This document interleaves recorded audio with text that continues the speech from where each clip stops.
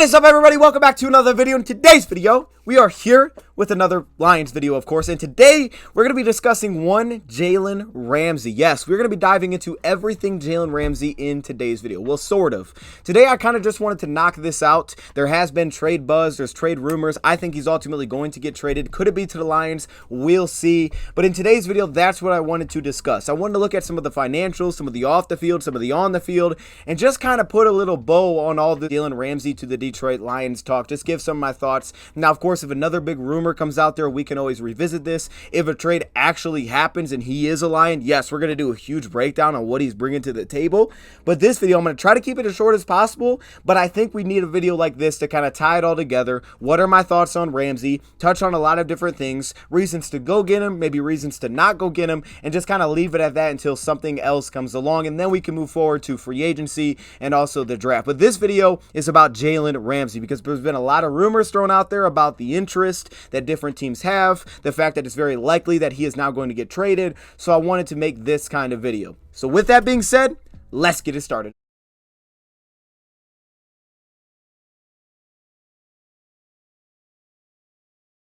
Welcome everybody to a video. Glad you guys are here. And yes, we are back, and this time with another Jalen Ramsey video. But this is just about Jalen Ramsey alone, no one else. It's just his own video, and I think this is kind of necessary. Number one, I think he's going to get traded. There's been rumors out there. It's been kind of noted that it seems very likely the Rams are going to trade him away. I believe they will trade him away. Now, technically, they could wait till next year and actually cut him, and they could open up some more cap space then. But I just think where the Rams are at financially, they're in a position where they need to open up some cap space. They don't have a lot of easy routes to opening up cap space. They just cut Bobby Wagner, which was one of the easier ways to do that, but there's not a lot of easy cuts on their roster where it's like, hey, that saves me $10 million. They don't have a Michael Brockers contract situation, and they need cap space because they are still over the cap even with the cutting of Bobby Wagner. On top of that, they need draft picks as well. They could use it. I mean, their offensive line is kind of a mess. They have some things that they need to fill, and it seems like, from what I've been hearing, the rumors are they're going to try to invest heavily in offense this offseason, try to maybe fix this offensive line a little bit.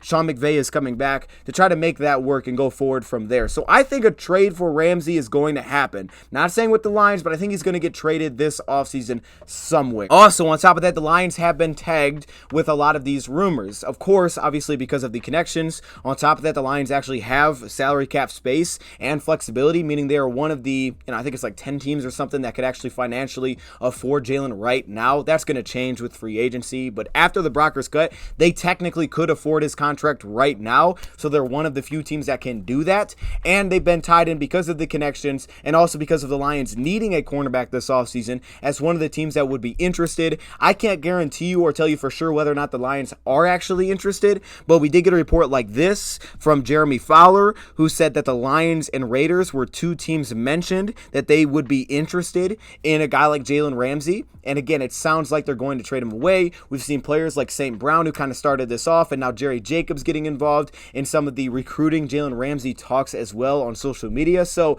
again, I don't know if the Lions are interested. They may or may not be. Obviously, there's connections, but because of that, I think it's just worth kind of knocking out and then moving forward, and then we'll come back if new things, of course, new information comes to us. So with that being said, I want to start with the financials first for Jalen Ramsey because this is super important. It's probably the first thing that you have to look at because, I think on the surface, without even going and watching Jalen Ramsey, which I did for this video, but without even doing it, most people can recognize he's a household name in the NFL. He's one of the top corners. He's been one of the top corners since he's entered the league, how athletically gifted he is, also how loud he is and the kind of personality that he brings. But most people can just hear that name and say, okay, he's one of the top corners in football. And you know that.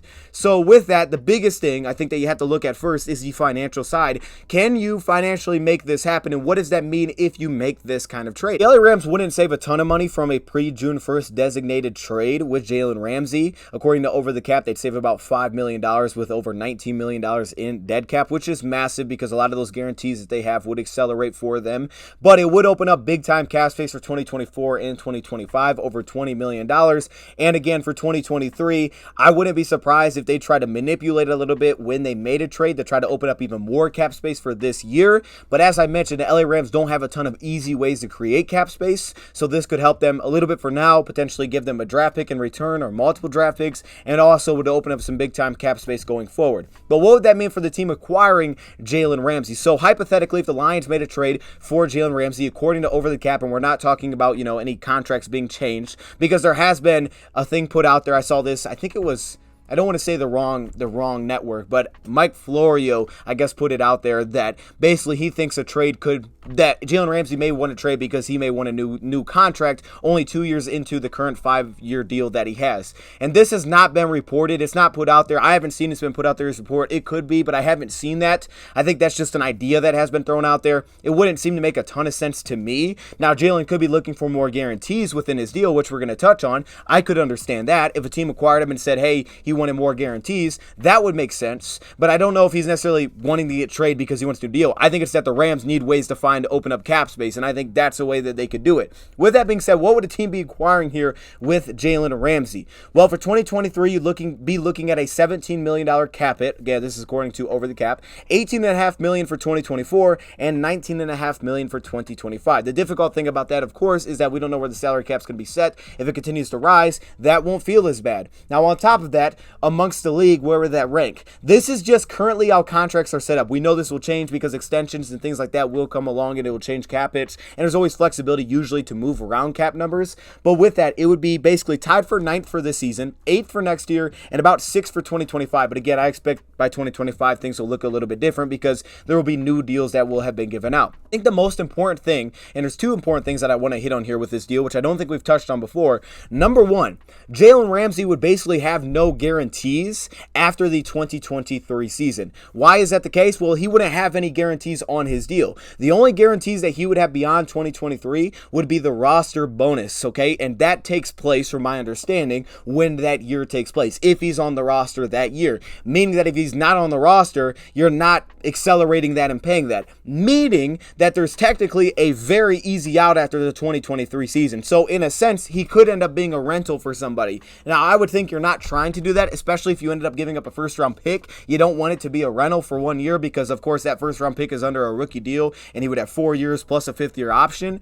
But essentially, there is still a way out where if this year you're like, okay, this is not it, we need to open up this cap space, you're not tied into it unless, of course, there was a new deal that was set in place. But there would be an obvious out within his deal after one season with no guarantees, essentially, because, again, the bonuses should be taken on by the LA Rams, and then, of course, the only bonuses beyond that would be $4 million each of 2024 and 2025, which are just roster bonuses. So there is a clear out there. On top of it, you also have to keep in mind that the Lions could look to restructure. So this ties into both sides here, and Ramsey may want to do this as well. But if a team was hypothetically looking to make this trade, and let's just say it went by the normal numbers, $17 million cap hit when he made this trade, keep in mind how massive his base salary is. You could definitely look into potentially trying to restructure his deal immediately, which for him, he would like it because he would get guarantees. He'd get the money right up front. He'd get it right then and there. And then, of course, it would set guarantees in the back of his contract, which he really doesn't have, which would make it a little bit easier to cut him. It wouldn't make as much of a clear out,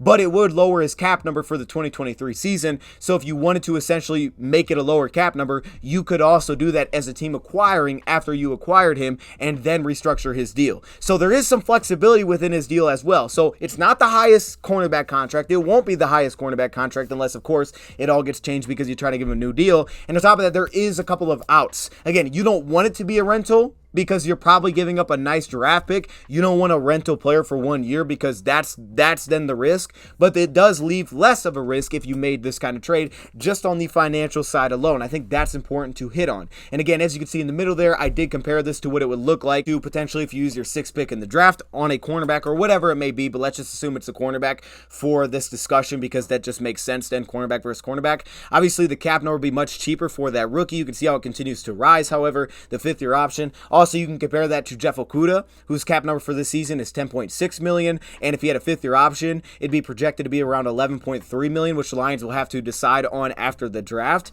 So just to put that kind of in perspective, it's not a huge gap, but there is a little bit of a gap there. We're talking like maybe $7 million for those two for Jeff Okudah, and again, contract can be moved around. Now, kind of on the surface, what I think this could mean for the Lions, I think there is a couple things you have to keep in mind. If the Lions made this trade, and let's say they didn't restructure it, it was just set as it is on the left with those kind of cap numbers, 17 mil, 18.5 mil, 19.5 mil. If it was set there, there are some things I think you would have to think about, okay? Now, of course, you got to figure out which draft pick are you giving up to get this guy, and I've seen that it seems like the value is a lot lower than people thought originally. I mean, look, the Rams are only going to get what someone's willing to give. Unless they're willing to hold that contract and say, hey, we can wait for next year, because they could cut him next season and try to find a way to work around it, which they could.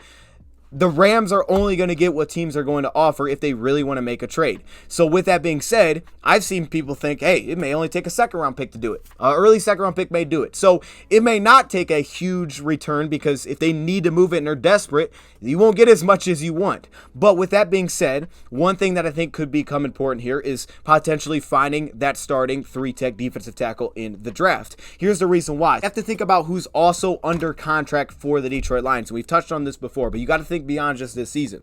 Who's under contract for the Detroit Lions, and what does that mean in terms of paying players? Well, keep in mind, pretty much all of our core defensive linemen are all under rookie deals, and that's a lot of times where you spend a lot of money. Aiden Hutchinson, James Houston, Josh Pascal. Quick note here, James Houston would not technically be under contract, but he'd be an exclusive rights free agent, meaning that you could bring him back on the minimum with no guarantees if you wanted to, essentially, and he can't negotiate elsewhere. So he kind of under contract. Pascal, Aleem McNeil, even Levi, if you want to throw him in that mix, we'll see what happens there. And of course, if Aleem, we knew he was a great 3-tech, we wouldn't have to worry about this. But assuming it doesn't, you need to address that position. If you look at what the Lions' needs are heading into this offseason, when you look at it, basically you only have maybe 3 positions that are probably going to need starters. Of course, the 2 things that could change that are, number 1, if DJ Chark doesn't get re-signed, you could roll with Josh and JMO, but they may want to go find a starter there. And number 2, if you decide to make moves at guard, meaning either not bringing back Evan Brown or maybe moving Big V, probably more so moving Big V, guard could become a need. Outside of that, it's really cornerback and it's defensive tackle, pretty much regardless of what you do in terms of re-signings.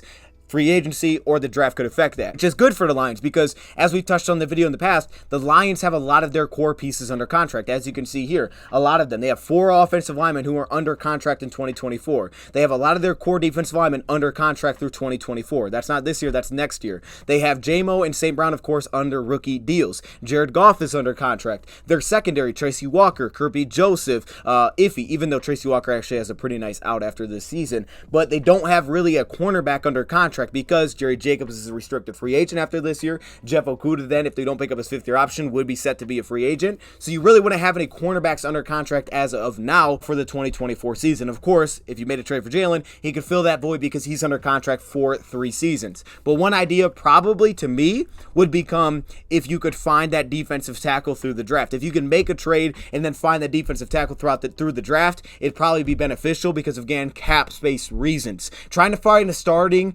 defensive tackle that's not just like, oh, he can start, but it's like, okay, he's a good starter, very good starter. He's not necessarily replaceable. That's something that I think you'd want to address during the draft if you could. And if you could hold on that 6 pick or 18 pick, maybe that's something that you could do.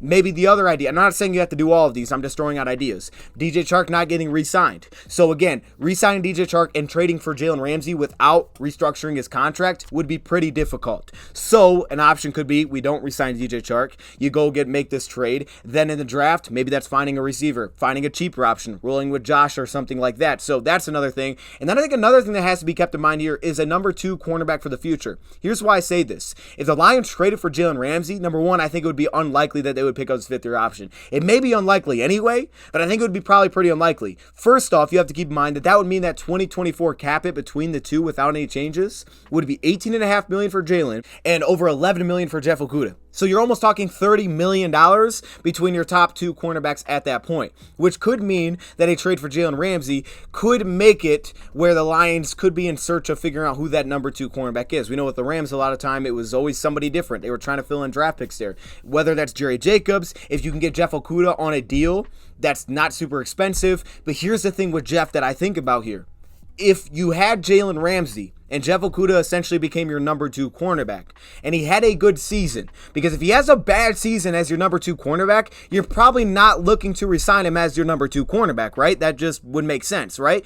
But if he had a good season as your number 2, he's likely going to get interest on the free agent market. And I don't think that would be necessarily it doesn't have to be necessarily $11 million a year, but it's probably going to be some solid interest, which again could make it difficult for you to re-sign Jeff and also have Jalen Ramsey under contracts. So that's another thing that you could look into, is saying, hey, we get Jalen, our number 2's got to come elsewhere. Maybe it's through the draft, maybe that ends up being Jerry Jacobs, whatever it may be. And we know Jerry's not afraid of the competition, which is great.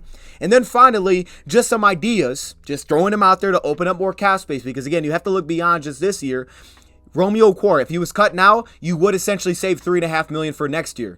Reason being, next year he's not under contract. 2024 he's not under contract. He has a void year next year. So if you cut him now, that could accelerate, which yes, more dead cap now, but it would open up $3.5 million for next year that you wouldn't have otherwise, because that void year you're still going to have to pay it unless you extended him. Charles Harris, same thing to a lesser extent, $1.98 million. And then also Big V, if he was cut, you'd save almost $10 million for next year, because again, you take some nice dead cap this year, but it would open up cap space for next year. And Tracy Walker has it out in 2024, though I don't think they're looking to move him at all. So those are just some financial ideas, okay? I'm not saying all those have to happen. I'm not saying they have to happen. If this happened, you know, I'm all over the place here. But the point is, they're just some ideas that could take place. One of those things, different little moves that you could make if you wanted to go and get Jalen Ramsey to open up cap space for not only now, but also for the future. And I think even the future is probably a really important thing that you have to look at beyond just this season. Those are kind of the financials we're talking Jalen Ramsey.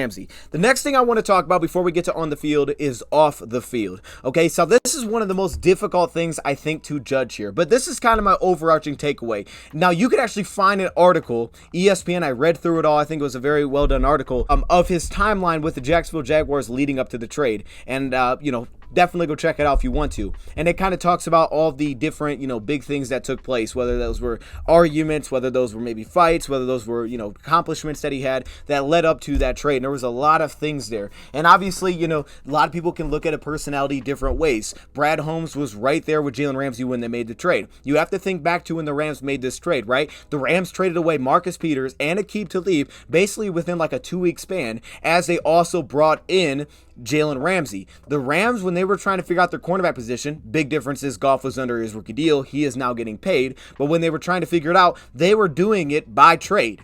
Jalen Ramsey, when they traded for him, was still under his rookie deal. A top pick, yes, so his cap hit wasn't super cheap, but he was still under his rookie deal when they made that trade. But when they did it, they basically said, okay, we're going to trade these other guys away for financial reasons as well, and we're going to go get Jalen Ramsey in the building, still under his rookie deal. Now he's since got paid 5 years, $100 million, and that's affecting some stuff for the LA Rams. There's definitely some overarching takeaways. Now, one thing that's going to be very important, again, because Brad Holmes has connections with Jalen, is you have to also understand, because, you know, Aubrey Pleasant's no longer here, is what kind of personality you're adding to the locker room. And I know the Lions will take that into account because they do it every single draft pick. You have pro scouts that scout NFL players, so there's going to be an understanding of what kind of personality you're bringing into the locker room. That's going to be understood. So whether you feel comfortable with that or not could definitely play into, and we'll see what the Lions feel with that. Of course, if they make a trade, we'll know they probably feel pretty comfortable with it. But one thing that I take away, before I get into some of the events specifically, is one thing that I take away with Jalen, and I think that's going to be very important for anybody trying to get him in, whether Lions or someone else, is leadership at important and key spots. It's going to be important, I think, that anybody that brings in Jalen Ramsey, because now he's gotten older and you want to believe that he's gotten more mature. You didn't hear as much from the LA Rams as you did when he was in Jacksonville.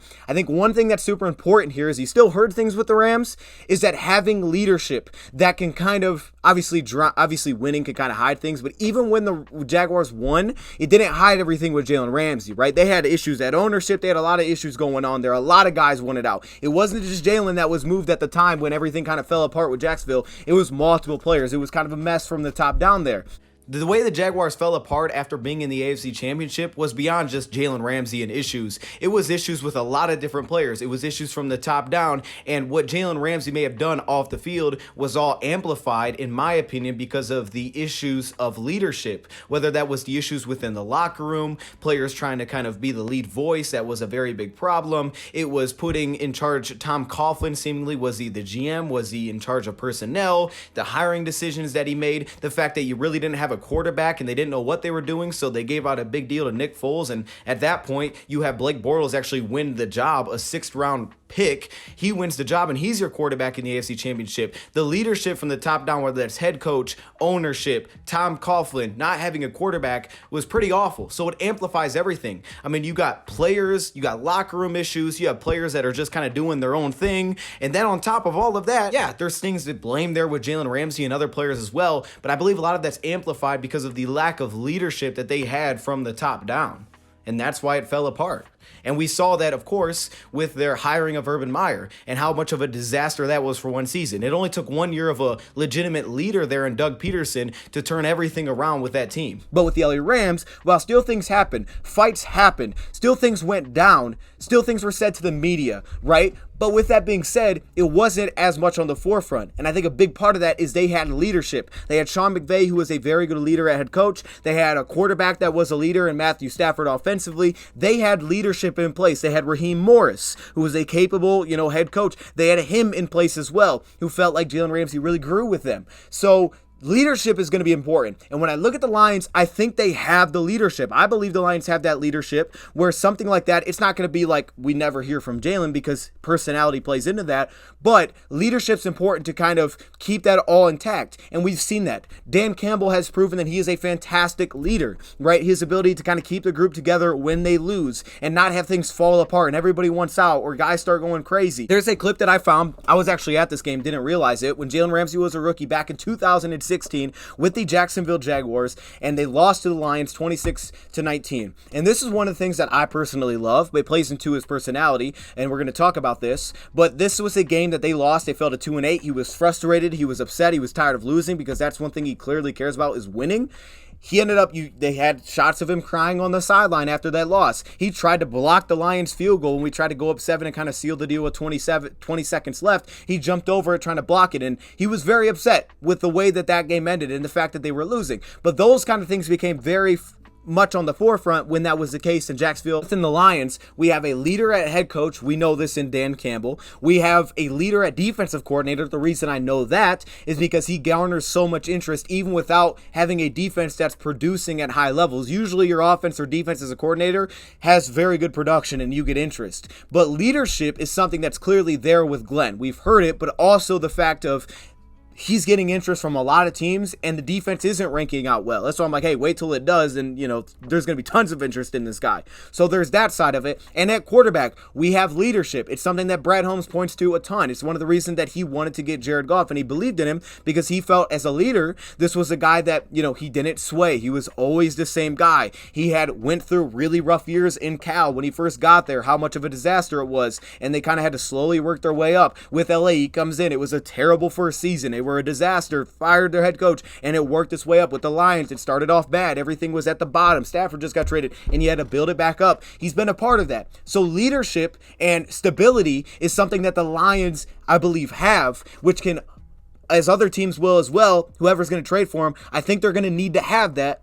That way, that kind of stuff doesn't overtake everything because you're going to hear from him. I mean, this is a personality that's loud, passionate. You can see that the way he plays. Sometimes not great. Sometimes it is great. I love it on the field. I love his competitiveness. I also like his mental toughness. And I think you can point back to when he was with Chicago. When he played Chicago early in his career with Jacksonville. He had a very rough first half against Alshon Jeffrey, came back in the second half, basically shut the guy down. And even Raheem Morris touched on Jalen Ramsey, and he felt like he was improving in that sense of he wasn't riding the roller coaster. He said he's still one of the most confident people that I know, but just to not ride that roller coaster of when things are good, they're great, or when things are bad, they're terrible and things fall apart, because that's maybe the most important trait of a cornerback is mental toughness during a game, stretches, that way you're not having downslides or swings because you can't have that. The last play, you got to forget about it. And I think Jalen Ramsey brings that in his own way. And I think you've seen examples of that. Just look at the Raiders game. He's getting trashed on social media. Oh, he gave a reception to Vontae. But then you see him come back and shut down a route. It's like, mentally, I think the toughness is there. Now, the off-the-field stuff, obviously there's a ton of examples that you can look at with that. How much that he puts on himself. He said he said with the LA Rams, I'm my toughest critic. I already know my corrections before a coach has to say anything to me or my teammates have to say anything to me. That's just how I am. And even Jacoby Durant, who was his teammate, said this. He said he's taught me basically, don't be scared to take chances. Play within the system and control what you can control. Play fast and play physical. Durant put it out there that by the time Jalen Ramsey walks in to watch film on Monday with his teammates, he had already watched it right after the game, and even more than that, Ramsey saying, going over it in film doesn't bother me because I already went over it probably 10 times in my HUD already. Jacoby Durant says Jalen Ramsey is his own critique down to a T. He said he gives himself 2 grades, an A or an F. Jalen says, I don't really look at a game and say I played all right. It's probably a C. No, it's either I played basically crappy or I played good. I'm going to point at some key moments here for Jalen Ramsey off the field. And yeah, some of them are great. You know, some of them are not fantastic and things that you would love to see. But these are just a couple of moments that, of course, have been brought up. Back to 2017 when he got in a fight with AJ Green. On the field, you see it all the time, even this past year. That's who he is. He's a big-time competitor, but he also likes to talk. He is, I think, in a sense, because I like his mental toughness during a game, I think he's, in a sense, has a very good personality, and this personality can work. You can have different personalities at cornerback, but for the style that he plays, the physical style, him having a safety background, but also on top of that, by the way that he plays, he gives me the vibe of a guy that goes out there and says to himself, I'm the best player on this field. Like, I truly believe that he thinks that he is the best player on this field, but he's also not completely lost in terms of he recognizes past season wasn't his best season. He has said that it wasn't necessarily his best season. He was aware of that being the case. But every time he's out there, you get the sense that he thinks he's better than everybody else that's out there. And I think that's a fine trait to have, especially when you're talking about a press style cornerback that's going to sit on an island one-on-one against some of the best in football. You're number one every time. A guy that's going to shadow your best receiver, whether it's a tight end, a slot, or an outside receiver. To believe that he's better than everybody else out there, I don't think is a problem. And yeah, he got in a fight with AJ Green. Now remember, a lot of these are younger. That was 2017. 2018, when he ended up basically telling the crowd after the Jacksonville Jaguars beat the Pittsburgh Steelers early in the playoffs that they were going to basically win the whole thing. They were going to win the whole Super Bowl. And then the next week they lost to the New England Patriots, which was in the AFC Championship game. There was also, reports put out there that he was critical of the game plan that Todd Walsh had, who is no longer with us. He was our defensive line coach, and if we had him, maybe he could help out a little bit with this because he coached him directly, but he didn't directly call him out. He basically said after that AFC Championship game against the New England Patriots that he felt like they changed things from the first half to the second, and that was the issue, meaning which actually happened is they played a lot more zone coverage in the second half versus the first half. A guy that has not given much credit to quarterbacks anywhere. Now, this is not something that's completely new to me. I've seen this from defensive players where they kind of just say everybody's basically trash, and that's what Jalen has done. He's put it out there that certain guys he thinks are trash, saying, for example, he thinks Matt Ryan is overrated. He thought Josh Allen was trash. Now this was, I believe, back in 2018, so young Josh Allen. Jared Goff average to above average. Ben Roethlisberger decent at best. He's given some credit out there a little bit as well to the quarterback position. To me, that kind of thing doesn't bother me, okay? I mean, we've seen this happen where a guy says something about a player, then ultimately he gets traded there, and it's like, okay, we never hear about it again. I think that's his personality. That's the kind of guy that you're getting. He thinks he's the best player, and I don't have an issue with that from that position. There's positions where I don't want my quarterback to be like that, where he thinks he's the best player out there, and he's like, well, hey, that receiver's trash. Like, I don't want that, but from a cornerback that a lot of times back in college was on an island with you, I'm perfectly fine with that. With Tom Coughlin, there was questions about why he wasn't showing up to voluntary camp, and he's like, why I'm not showing up to voluntary camp. I already told you guys why I'm not doing it, spending time with his family, and then he's like, I'm going to come back, be in shape, and he did. Then ultimately there was reports that, I want to stay with Jacksonville Jaguars. There was a lot of just craziness going on there. He ultimately gets traded. Again, things like this happened with the Rams. There was a media thing. There was a media report after a game where saying, we shouldn't have to go basically back on the field.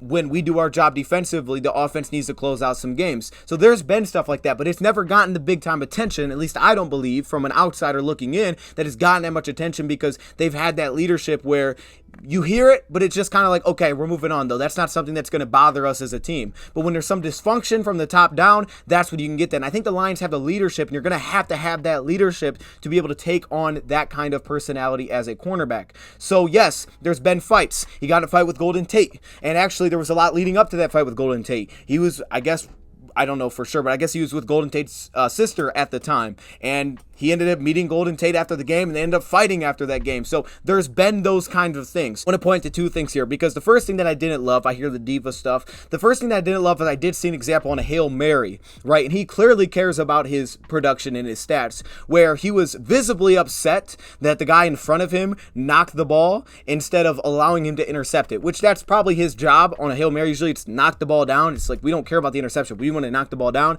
He was upset. He was in position to make a pick and he didn't get it. Another instance is I don't have an issue with that, because it's like, oh, my teammate didn't make the play. But in this case, I was like, really, does that matter? Does it matter that much? I understand there's a lot of financials that affect that, so I understand it, but I'm just saying, it's like, really, do you need that interception that much? But at the same time, when you watch him more through the All-22, you don't get the vibe that, man, he's a bad teammate. Like, he kind of plays at the beat of his own drum in a sense, but at the same time, like, this is a guy that, you know, he's talking to his teammates. He doesn't seem to lack communication out there where he's like, I'm doing my own thing. You know, you don't ever get that kind of vibe on the field. Yeah, he's passionate. He wants to win. He's going to talk to the guy across from him. He's going to let the, you know, opposing team know about it. Occasionally, you may get a flag because he's taunting or whatever it may be, because that's the kind of mentality that he brings. But you have to understand that that's going to come with it. I mean, I don't think it's something that you're going to want to say, well, it's not going to happen here. He's probably going to do that there because that's kind of who he is as a player. Again, I don't have a huge issue with it. I don't, because usually he's going to back it up. And if he gets beat, he's going to come back and he's going to battle you again. Like, that stuff doesn't shake him, and that's how it's always really been with him.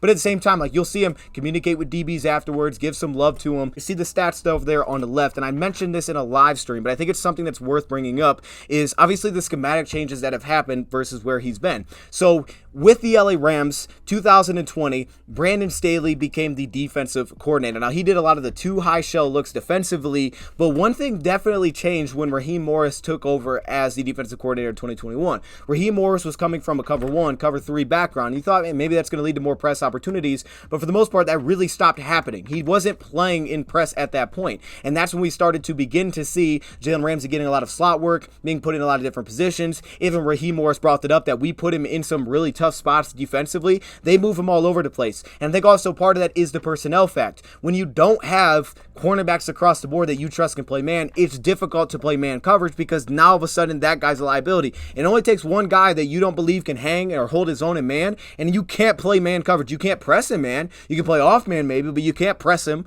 So at that point, schematically, things changed. The LA Rams have been one of the most heavy zone teams. I believe they played more zone than anybody last season, at least to like week 12 they did. They have played so much zone coverage, which has been a change. I think a lot of that has to do with personnel as well, of they don't have another guy across. They've had a lot of in and outs, whether it's Jacoby Durant, whether it's David Long. They've had a lot of in and outs there trying to figure out who's the number 2 opposite of this guy, which has led to a lot of zone. So things have changed for him, because in 2021, while he was still graded as one of the best press coverage corners, he just didn't play press very often. It was just a lot of off man. It was a lot of zone coverage. So you can see the grades. 2020 was one of the best seasons a cornerback has statistically ever put up with the LA Rams, allowing 51% completion percentage, 2 touchdowns to 3 interceptions, only 350 yards. You can see where he graded out according to Pro Football Focus. Those are at the top. It was one of the best seasons. Schematic difference being said, I will acknowledge the fact that there's definitely an aspect that definitely affects corners, as we know, in terms of ability to get pressure. And 2020 was one of the best defensive seasons. I mean, they were the best defense in football that year.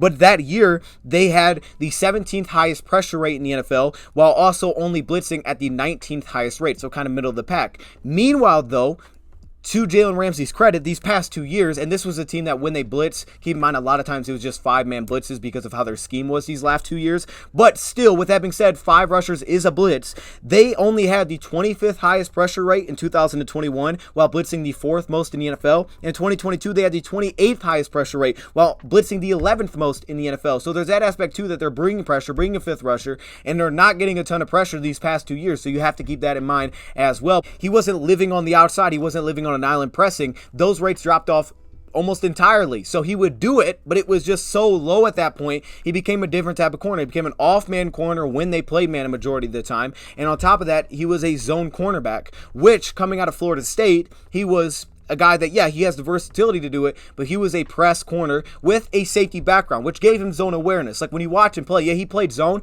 Doesn't mean he can't play zone. You see how he grades out in zone. He's still a very opportunistic zone defender. And this is where I kind of see in zone coverage, I feel like he kind of plays, to his own way, meaning he'll leave his zones, but he'll play based on the sticks. If the first down marker is underneath, he may let that thing get over top of him initially to try to take it away underneath, and then he'll revert to dropping back into that. He does communicate in zone coverage, but he anticipates that you're going going to be where you're supposed to be because he's going to move around. He's not stationary in zone. He'll cross the entire field if you realize there's no receivers on his side and he's singled up and he's in cover 2. He'll run across the field to make sure that it doesn't get behind the linebacker. So he's a movable piece in zone, and also we know when you play a lot more zone, usually it leads to more plays on the football because you have your eyes on the quarterback. Coverage, there's things I like, things that I didn't like. First off, I thought he had really good recovery ability. While this is, again, one of those aggressive cornerbacks that are willing to bite on pump fakes and bite on routes that he thinks are going to break underneath, he does have a recovery ability to open up, turn, and run. Like, this is one of the best athletes. This was a world-class athlete coming out of college, out of Florida State.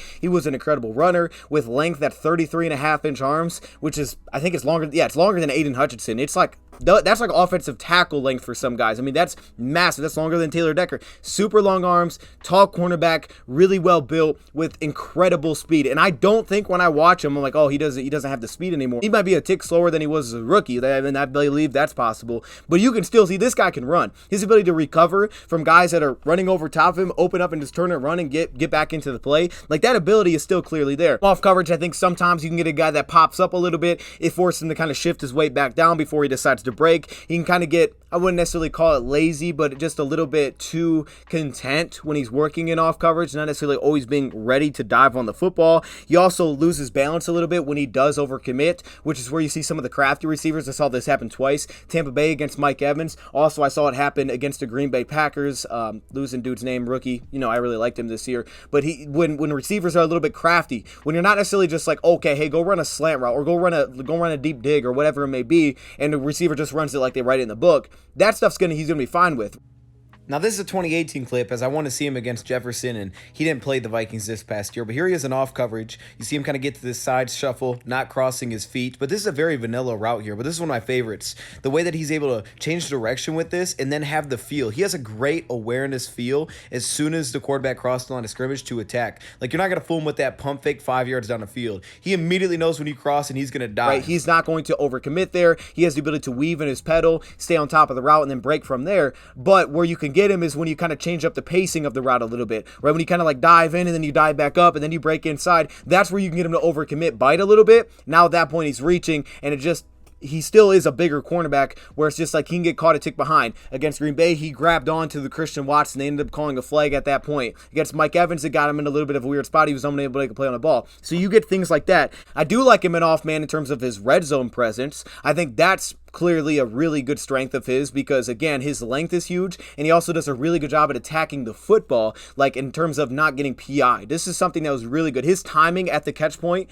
was incredible from what I saw. The games that I watched, his timing at the catch point is incredible to not just running into the receiver and then attacking the ball where sometimes you get PIs. Like, I thought Witherspoon sometimes could be a little hit and miss here. This dude's timing was incredible, the way he could time it up. Now, sometimes I thought he was a little bit late to break, and he would just kind of give it up underneath. Some of that's just the nature of the position, so you give up more yards than you would like to, statistically speaking, which we saw. But at the same time, when that wasn't the case and he was in a position, his timing on the ball was huge, especially in the red zone because it's a much more short area. The length becomes a very big problem. Little thing that has come back to bite him a few times for playing off man when he's diving downhill. You can see sometimes he has to kind of shift that weight back as he's playing a little bit tall. He is just a tall cornerback, but it's when he dives down and he's watching the quarterback's eyes and he doesn't actually make it there when the ball gets there. So now at that point, he's got a really weird angle, and as that receiver catches it and then spins out immediately, at that point he could be in a really bad position. And that's huge. And of course, while he can line up in the slot, I don't like him as a slot. Like, I wouldn't stick him at slot, especially if you go based on the scheme that the Lions played last year, a lot of man, a lot of press man. I wouldn't put him at slot. I still want a slot corner, but the Rams, because of the amount of zone that they played and because of also I think how much they paid him and who else they had at cornerback, they would put him everywhere. To Raheem Morris's point, they put him at slot, they put him on the outside, they match him on Kelsey, they'd match him on, on DK. They'd match him on anybody. Ayuk in the slot. They put him on everybody. And I don't think he's ideal in the slot because as well as he moves for an outside corner, I think it knocks a little bit from the slot, and you could see him maybe, again, overcommit, and then he can't recover extremely well from those spots. So I don't love him in the slot, but where he was dynamic for them is as a blitzer. He was an effective blitzer. Again, his length became a problem here. I like him most on the outside as an outside cornerback, and I honestly like him most from the press. As hard as it was to find those plays for him, I like him most here because, number one, I think it fits his demeanor. He's a a cornerback that's aggressive, he's physical, and he wants to get in your face and talk. When he gets to jam you off the line, he is one of those guys that can completely shut down a route. And I'm not talking against, a little receiver that, he just, he got bopped. DK Metcalf, I'm talking like squaring him up and it's just like he's not going anywhere off the line of scrimmage. Those kind of things, that physicality that he has, I think it fits his mindset the best because that's how he plays. So if you're going to throw a screen his way, he's going to break off that and make a tackle. Speaking of that for a sense, he's obviously one of the best run defending cornerbacks out there. I think a safety background helps him as well as his physicality and his blitzing background, and you see it. He has an incredible ability to void blockers. It's like right at the block point, kind of just dips underneath and he's there. He doesn't miss many tackles at all, and he is a guy that he will talk to you afterwards. Like, he wants to set the tone. He prides himself as a run defender, which is, again, something I love, and that would obviously fit in. I don't like how away from the ball he gets a little bit lazy, and sometimes it looks like he's kind of standing there. I think occasionally you get him kind of waiting on the run rather than attacking it, but for the most part, he's extremely reliable, and he wants to throw you down. He wants you to feel it, and occasionally you'll get him to talk after the play and, tell the receiver about it as well. He's going to hit tight ends. He's not afraid of any of that, and he's all over it. He prides himself. I think he's a very prideful player. He doesn't seem like a guy to me that's, he's super selfish, because a selfish guy wouldn't tackle. He doesn't do it if he doesn't want to. He does all those things. I want to point this out. Well, I don't feel like technically he has the most sound press feet. Like, you could look at other corners and probably find more consistent corners in terms of press. But with that, because of his reactive athleticism, it allows him to get in positions where he can kind of work with the route pace through the stem. And on top of that, he has a really good ability to undercut in breaking or out breaking routes. And that's where he gets super opportunistic. Good and bad that can kind of come with that. But again, I think at cornerback is one of those positions where it can work the best, especially on an island, because if you're just asking to play your guy, he's going to take that all personally, right? He's taking that all personally. Now, on top of that, as press, as much as I like him here, he has incredible fluidity, ability to recover. The length is a problem off the line of scrimmage as well. Those kind of physical tools. He's a super fluid athlete that has crazy ability to recover. With that being said, though, I thought some of the stutter, I saw some of the hesitation releases. He can give up a step off the line of scrimmage. He has really good reactive and chase down speed when he does lose a step, but you can get him to lose a step off the line of scrimmage. You definitely can. I don't know if he's like the cleanest press cornerback that's out there, but again, his length plays into a lot of that where it helps him a ton, but he will get beat over top. Devontae got him, but again, he responded in that game. Like, you can get a step on the guy. Going back to the off-man thing, I thought his, ability to drive and burst downhill was just good. I thought it was good. I didn't think it was like spectacular. I thought it was just good, so that's why timing's super important, but I do believe his best spot is to make him play press again. And I understand his age, which is probably the biggest concern that you'll have to keep in mind there, because for a guy that's 29 right now, you have to keep in mind his age for a guy that's playing press corner.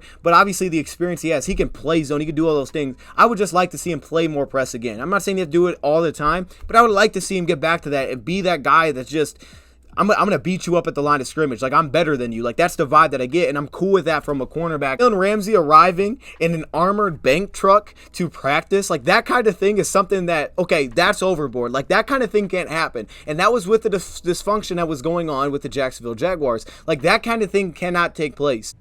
Now, I've honestly read just a lot of good about Jalen Ramsey to his teammates, how he is as a teammate, how people feel about him. They've definitely acknowledged that he likes to get paid. He likes his money. I mean, at this point, he's paid, so that's the first thing I think you got to take care of if you go get Jalen is figure out you're on the same page financially. Also, we've had former Rams or Brad Holmes, guys that have been there that understand that, and that's probably the biggest thing is figuring out how does he fit into the locker room, how does he act towards the front office, because yeah, there were things going on with Jacksonville there of was he not playing because of not getting paid, things like that. But with that being said, I think you still have to give him credit that this past season, his job is to play football, and he understands that. Like, he's getting paid to go out there and play, and when games don't matter, he's still out there giving it everything he's got. Seattle, he's giving the thing everything he's got. It wasn't like he was on a contract year. He just plays. He plays, and I think he put it the best. He's urgent. He plays with urgency. Like, I want to win, and I want to win right now. So if that's the mindset you're going into, a guy like this is going to adapt very well. If your mindset is not that, it may not click exactly well.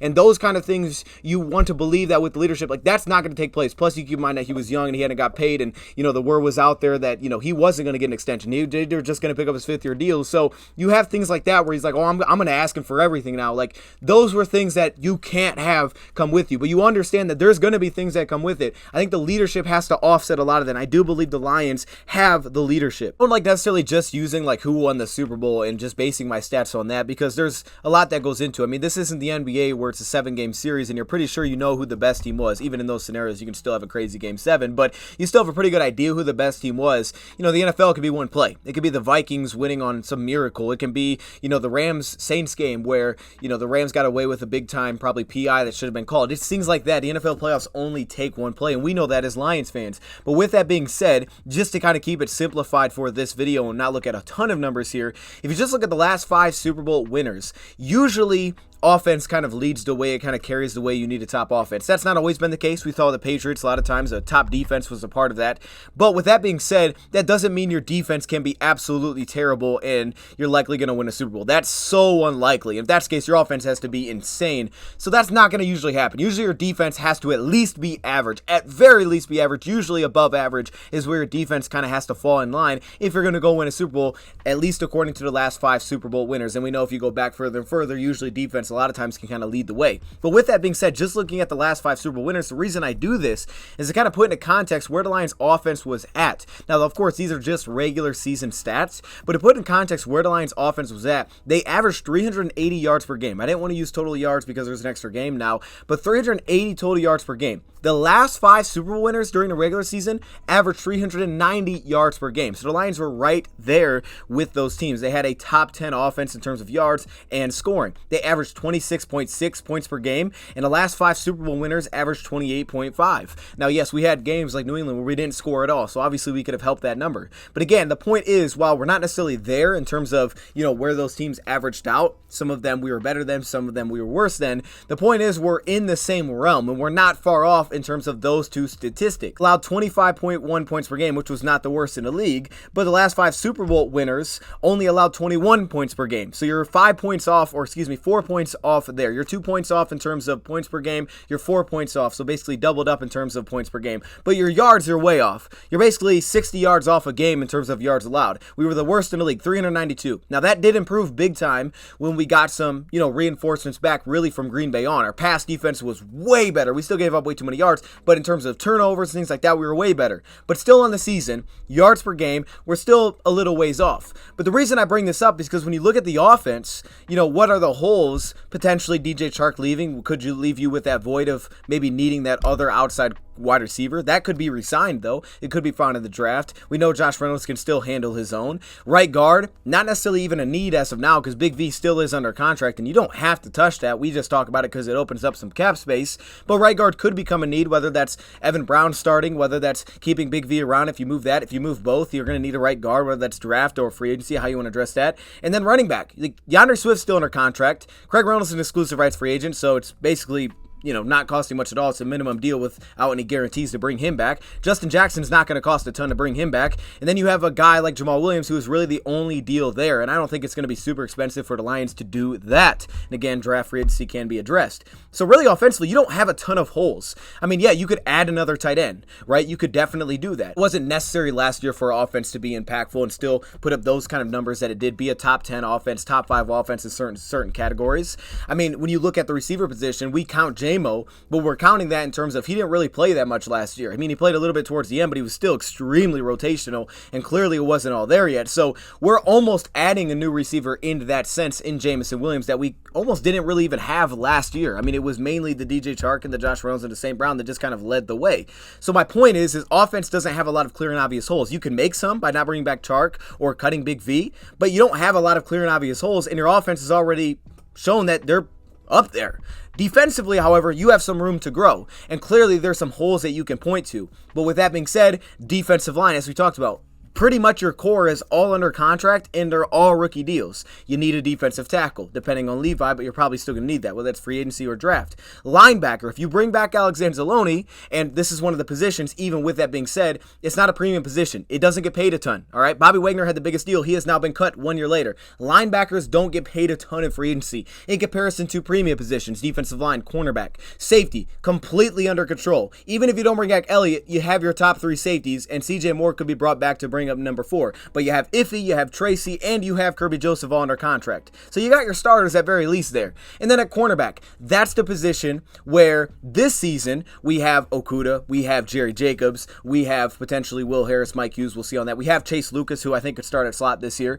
But going forward, 2024, you don't really have, those kind of guys under contract. So cornerback is the glaring hole right there defensively. And you see defense is clearly the area that needs to take the biggest step. We finished 32nd in the league in yards per game. That's not to say we need to have the best defense in the league, but according to past Super Bowl winners, you got to at least be pushing average to above average. And the Lions are still a ways from that, but they improved. That's what's promising, is the Lions pass defense got a lot better. They got a lot better as the season went on. So you're on the right track. You just need some other things. So that's another reason I think you could argue that making this kind of splash makes sense, especially if you're not giving up your 6th pick. Even if you're not giving up your 1st round pick, if it takes a 2nd round pick and a late round pick or a mid to late round pick in the future, and that's all it took, and you could keep both of your 1st round picks, oh my goodness. I mean, it's like, okay, you're getting a big-time corner that can produce.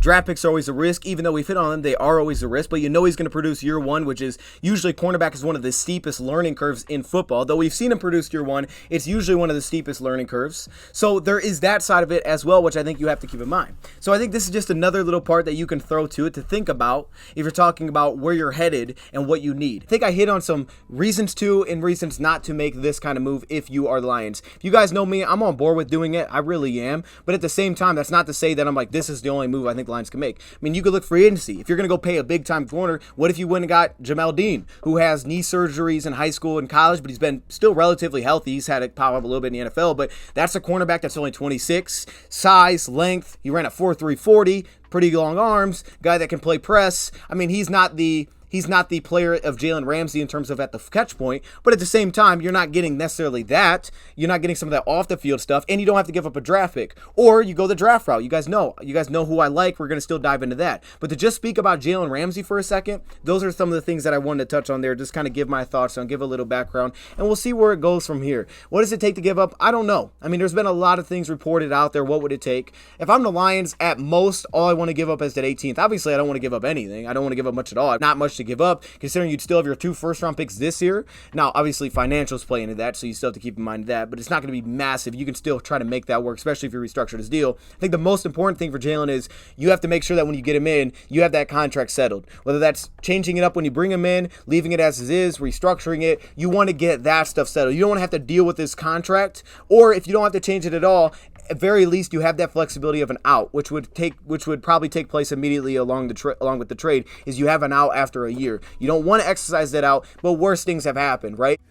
And I'm just going to play this game real quick. What if hypothetically it took the 18th pick to get Jalen? You gave that away. You got Jalen. You still had your 6th pick. And the Lions said, hey, we want to use this 6th pick and go get a defensive tackle. Well, you're probably not going to get Jalen Carter at 6. So what if the Lions were able to trade back, potentially add a 2nd, 3rd round pick, maybe an extra 2nd round pick? So you have 3 2nd round picks. You get the top DT in the 1st round still by trading back.